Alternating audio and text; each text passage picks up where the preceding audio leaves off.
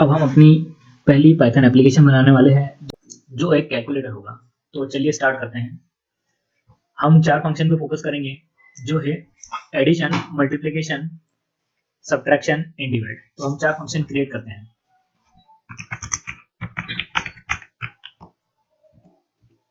Addition जिसमें 2 argument जाएंगी, पहला होगा नंबर 1, दूसरा नंबर 2। ये हमें रिटर्न करेगा नंबर 1 प्लस नंबर 2। दूसरा फंक्शन सब्ट्रैक्शन, इसमें भी 2 नंबर्स होंगे, number 1, number 2। Return number 1 minus number 2। तीसरा multiplication, number 1 comma number 2। Return number 1 multiply number 2। और चौथा होगा सब्ट्रैक्शन, नंबर 1 और नंबर 2 जो रिटर्न करेगा। चौथा डिवीजन होगा।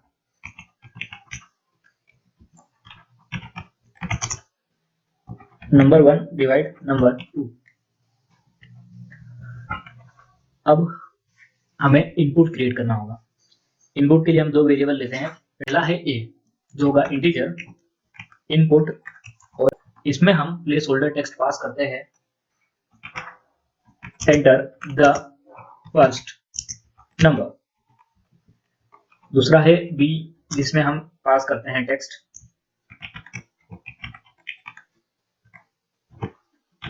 Enter the second number. हमने इनपुट के आगे इंटीजर को इसलिए प्लेस करा है क्योंकि ये इनपुट की टाइप कास्ट कर देगा, क्योंकि इससे इनपुट की टाइप कास्टिंग स्ट्रिंग से इंटीजर के फॉर्म में हो जाएगी। 2 स्ट्रिंग को हम ऐड कर सकते हैं पर वो सब्ट्रैक्ट, मल्टीप्लाई या डिवाइड नहीं हो सकती, और हमें इंटीजर्स को ऊपर ही ऑपरेशन परफॉर्म करना है, इसलिए हम यहाँ पर जो भी स्ट्रिंग हम पास करते हैं उसे हम इंटीजर में कन्वर्ट कर देते हैं। अब हमारे पास 4 ऑप्शन है। पहले तो हम इसको टेस्ट करेंगे इन सभी को प्रिंट कर। तो पहले हम लिखते हैं प्रिंट एडिशन ए और बी, इसे हम रन करते हैं, कंट्रोल एंटर। लाइन 5 नंबर 1, फिर से enter the first number 5, enter the second number 4, 9। It's working. अब हम सभी को एक बार चेक करते हैं।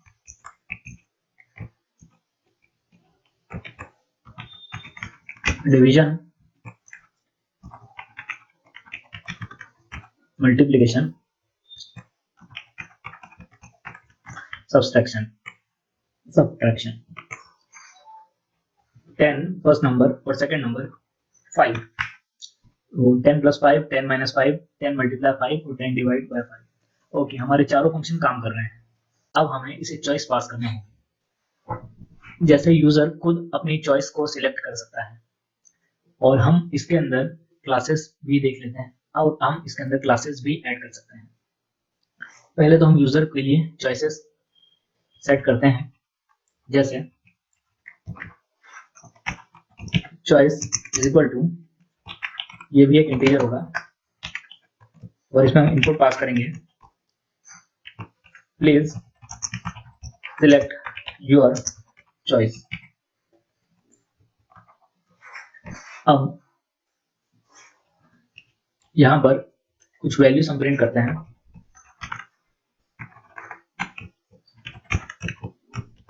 T and enter 1 4। अब हम यहाँ पर कंप्लीट स्ट्रिंग का यूज करते हैं, मल्टी लाइन स्ट्रिंग्स का। तो इसके अंदर हम फीड करते हैं enter 1 4, addition 2 4, subtraction 3 4, multiplication 4 4, division. Okay, अब चॉइसेस के अंदर हम अपनी वैल्यू को फीड कैसे करते हैं। इसके लिए हमें इफ स्टेटमेंट का यूज करना होगा। इफ स्टेटमेंट मतलब अगर चॉइस 1 होती है तो एडिशन और चॉइस 2 होती है तो सब्ट्रैक्शन। उसको करने के लिए if choice is double equal to 1 then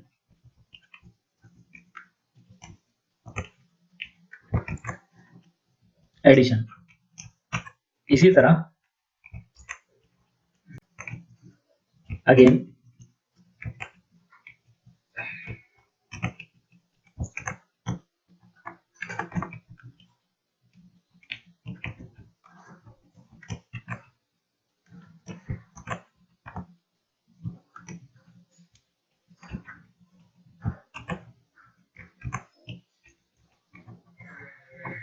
और चॉइस हम सभी में बदल रहे हैं, सेकंड, थर्ड, फोर्थ। रन करते हैं अभी से। Enter 1 for addition, 2 for subtraction, 3 for multiplication and 4 for division. We are selecting multiplication, enter 3, enter the first number 60, enter the second number 300 and we got 18,000। सही है। तो हमने इसके अंदर इफ स्टेटमेंट जो कि लॉजिक कंट्रोल स्टेटमेंट्स और functions और इनपुट, इसके साथ ही टाइप कास्टिंग जो कि स्ट्रिंग को इंटीजर से कन्वर्ट करने का मेथड है, देख लिया है। अब क्या होगा अगर हम यहाँ से इंटीजर हटा के इसे स्ट्रिंग में कन्वर्ट करते हैं। इस केस में सब्ट्रैक्शन, मल्टीप्लिकेशन और डिवीजन परफॉर्म नहीं हो सकते हैं। एडिशन परफॉर्म गलत तरीके से होता है। पहले हम एडिशन को देखते हैं। 1 फॉर एडिशन, और हम स्ट्रिंग लिखते हैं या सिर्फ नंबर लिखते हैं 100, और दूसरा नंबर हम लिखते हैं 200। 100 200 क्योंकि दो स्ट्रिंग्स थी, इसने उसे ऐड कर दिया। हम इसे फिर स्टार्ट करते हैं। चॉइस हम देते हैं सब्ट्रैक्शन। अब पहला नंबर जो कि 200, दूसरा नंबर 330। बिकॉज स्ट्रिंग के ऊपर हम मैथमेटिकल ऑपरेशंस परफॉर्म नहीं कर सकते हैं, इसलिए हमें यहाँ टाइप कास्टिंग करना पड़ती है। इंटीजर अब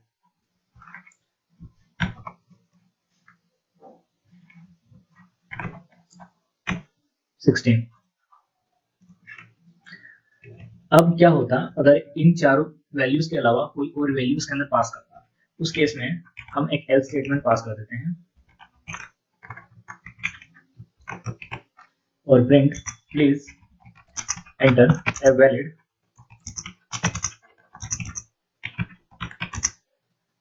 चॉइस। सिलेक्ट करते हैं और हम चॉइस पास करते हैं 5। Please enter valid choice. ये इशू है। अब हम इस लाइन को नेक्स्ट लाइन पर भी पास कर सकते हैं। उसके लिए हम यहाँ लिखेंगे /n और /n।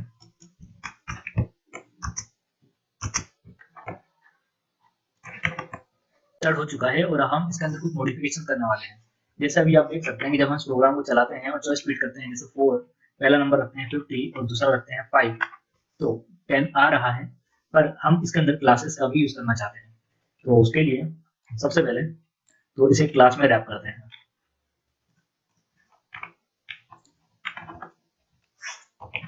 क्लास कैलकुलेटर, और इसके अंदर हम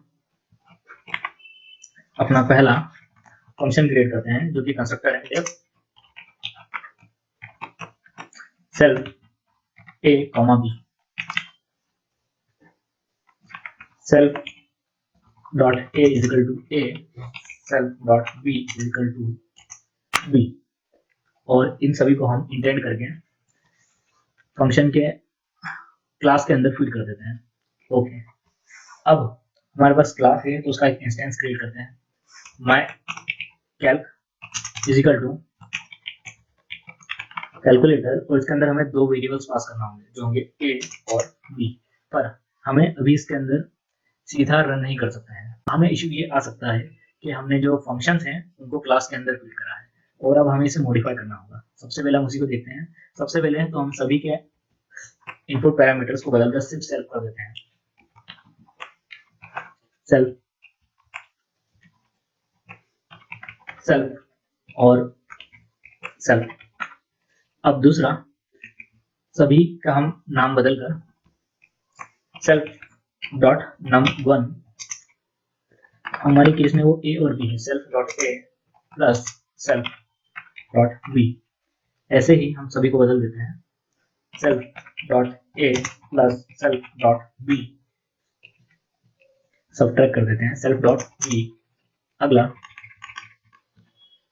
self dot A multiply self dot B, और last self dot A divide self dot B. Okay, अब क्लास तैयार है इंस्टेंशिएट होने के लिए, और ए और बी भी अपने लोकेशन पर है। अब यहाँ पर हमें कुछ चेंजेस करने हैं, जैसे माई कैल्क डॉट एडिशन। इसके अंदर हम कोई भी वेरिएबल पास नहीं करेंगे, क्योंकि वो वेरिएबल हम पहले ही इसके इंस्टेंशिएटेड फॉर्म में पास कर चुके हैं, जो कि ए और बी है। अब जब हम डाटा को फीड करेंगे और यहाँ पर सिर्फ फंक्शन कॉल करेंगे, तो वो ऑपरेशन खुद ही परफॉर्म हो जाएगा। नेक्स्ट, माई कैल्क डॉट सब्ट्रैक्शन। अगला माई कैल्क डॉट मल्टीप्लिकेशन, और last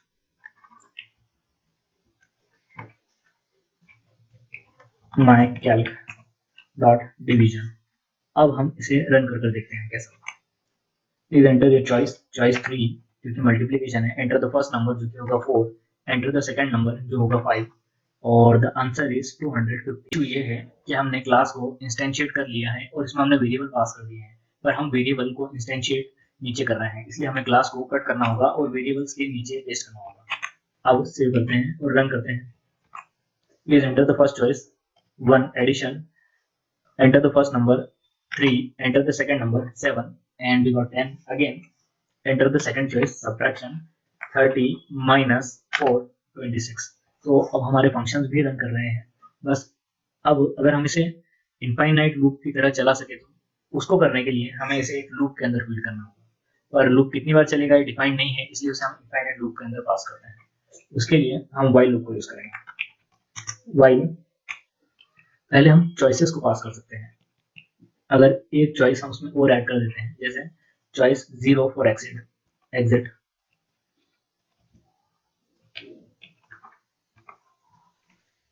enter 0 for exit, 0 to exit,